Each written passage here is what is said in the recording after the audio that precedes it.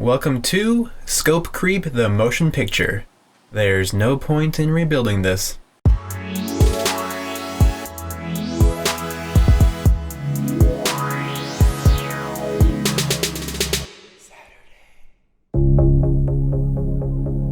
In the latest full episode in the series on restoring my 1985 Pontiac Fiero, I finally wrapped up the interior just about, including taking care of this shifter mechanism. Though I didn't go into any detail on the process for this part, just that it was done. However, I thought it'd still be cool to share with you guys what went into it. Now, the shifter actually worked perfectly fine, but it was the only component with moving parts I had yet to touch, so...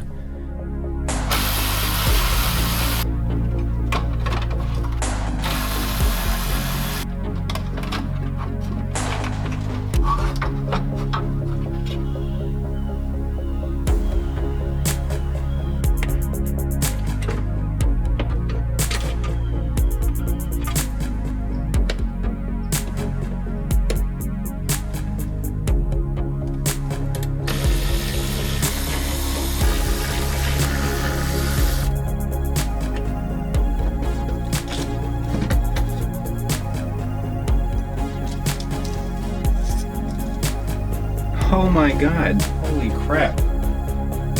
Hey, Micro Machines 57 Chevy. That, combined with the $1.05 worth of change I found, probably recuperates the cost of things used for this restoration. Like I said, this was working perfectly fine. It's just a little crusty looking. Nothing too terribly bad, but something that I still want to fix up. The only area of issue I found with this, in terms of operation, is with the side-to-side movement of the shifter. See, the cables are both attached in the same orientation, coming from the back and going forward, so for the shifting that is forward and back, that's gravy. But for the left and right shifting, a bell crank has to be used in order to transfer that left and right motion into forward and back motion. The problem lies in the bell crank itself. There is a piece of metal embedded inside the crank, acting as a skeletal structure, but it's completely plastic where the steel spherical end of the shifter meets up with it. 100,000 miles of driving will really start to wear that down. Because of that, there's now play in the system. A slight gap where motion of the shifter arm left to right equates to zero motion of the actual gear change mechanism. So technically, that's not a problem because it still operates as it should. There's just a tiny bit of play in the system, so shifting from second to third or fourth to fifth won't be as fast as it should be by a few milliseconds or something. It just means that in a drag race, I'd just be even more likely to lose to a Prius. Not a big deal. I'll address that later, but for now, let's start taking this thing apart. This little E-ring is pried out, then with a little bit of wiggling, the crank is pulled off.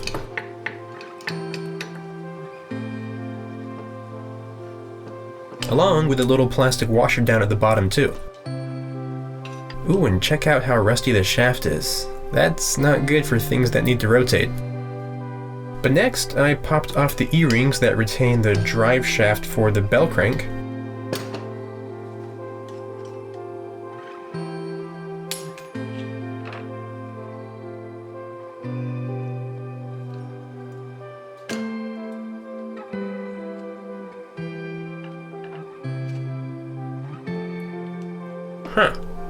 That's not wanting to come off.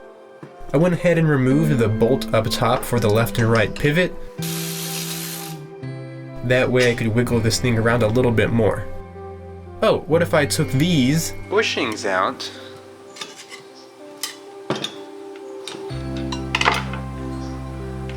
And then now there's more tolerance to wiggle it side to side. Hey, there we go. Nice.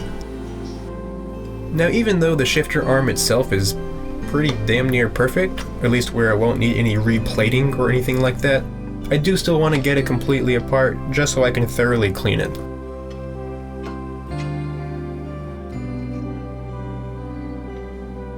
If you're wondering why the shaft seems to be cosplaying as Shocker from Spider-Man, it's because these little grooves are grease reservoirs.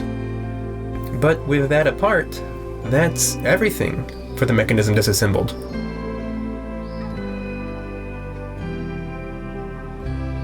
There's really not a lot to it, so cleaning this guy up should be relatively quick and easy. The biggest offender here is definitely the main frame of the assembly, so I'm gonna start with that.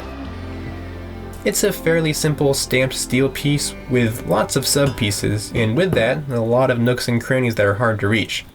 That's no problem for the blasting cabinet though.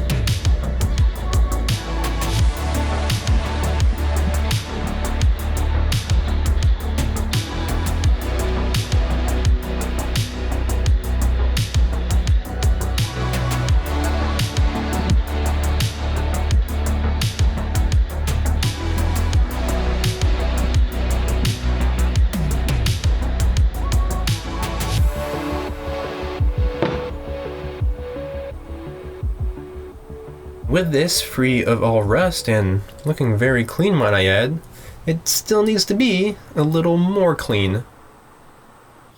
A quick blasting with Eastwood's pre-painting prep, an aerosol wax and grease remover, does a great job of knocking off any dust or loose blast media that was still on the part.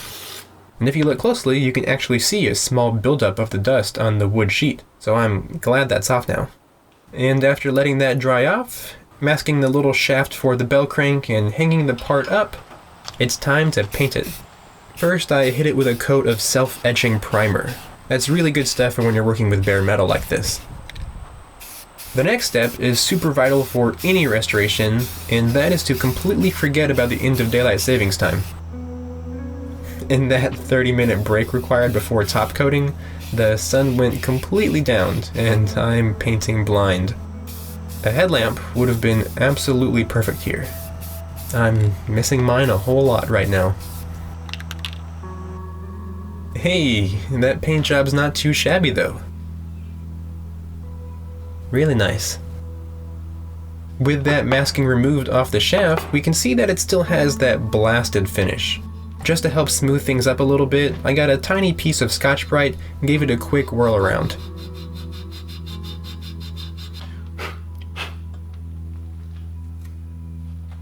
Alright, let's take a look at all the other parts. So all of these parts, washers, E-rings, shafts, everything, is getting dunked in a mineral spirits bath. This stuff is the liquid secreted from rock monsters as their souls pass on to the other side, hence the name, and it does a really great job of taking off grime. Just putting these parts in the container alone pretty much turned it brown when it was completely clear.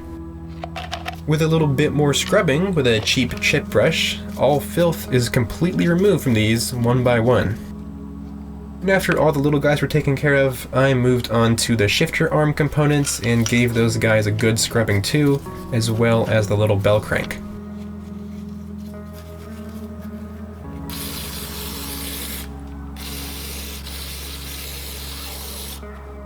So, for the little parts that I cleaned first, they're pretty much good to go as is, with just a little bit of dry time needed. The only part here that didn't look that great and needed some more work was the little shaft that actuates the bell crank, specifically the spherical end that's pressed on. There is a bit of discoloration on the shaft itself, and that should probably be checked out by a doctor, but the ball looks really rough. I can take care of that though. The quick and easy way to do this is just to chuck it into the chuck on the drill press and go to town with some Scotch-Brite.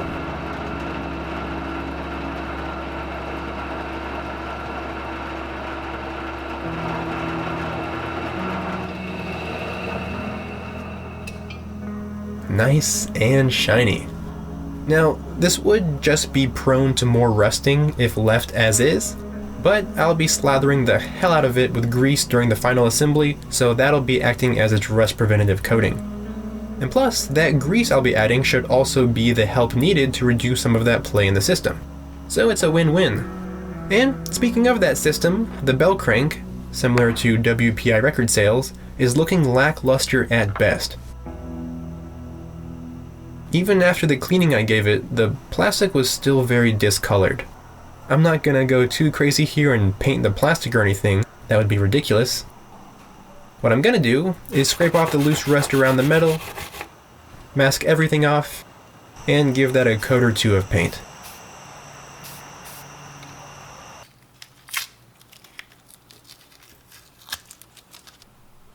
Alright, that's a little bit better. I can live with that.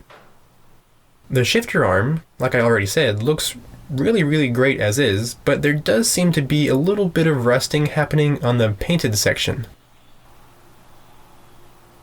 Scotch-Brite was once again implemented, this time to clean up and prep the surface for paint. The plated section of the arm was then masked off, then it was given a few coats of paint. And I actually grabbed the wrong paint can here. I ended up painting it a little bit more matte instead of glossy, but hey, it works for me. And with that done, that's actually every part done.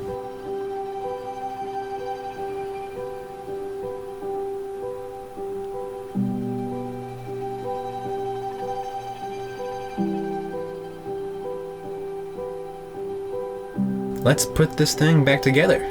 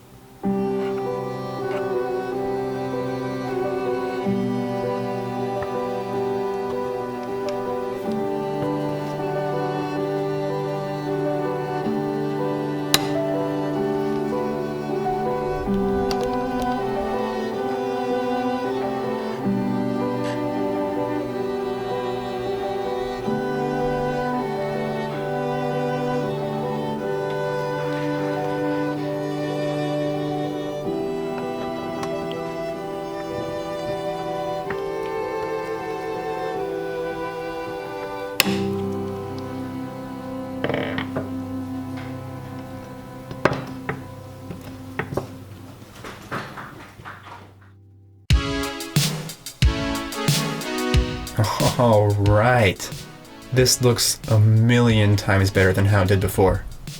The only thing holding it back from being perfect, in my opinion, is the discolored plastic on the bell crank. But besides that, it looks pretty damn good. With this thing painted, cleaned up, and lubricated, it should be operating very well for at least another 100,000 miles. I'm happy with this. But if you want to see this thing back in the car, then go check out part 12 of my Fiero series if you haven't already. I kinda didn't like tucking it away back in the car, because seriously, it just looks so good now. All in all, the shifter... Hold on. Crap, do you see that? Do I see what? Right there, in front of the lens. Oh! Crap, okay, what do you think we should... Oh, God. There we go. Got the little guy. He made an appearance for a single frame in part 12, and I didn't realize until after the video was uploaded. This is being filmed before part 12 was released. How do you know that it was in the edit? Shut the fuck. Thanks for watching the video, guys. Hope you all enjoyed it, and I hope you stick around for future videos and future projects. So, until next time, I'll see you guys later.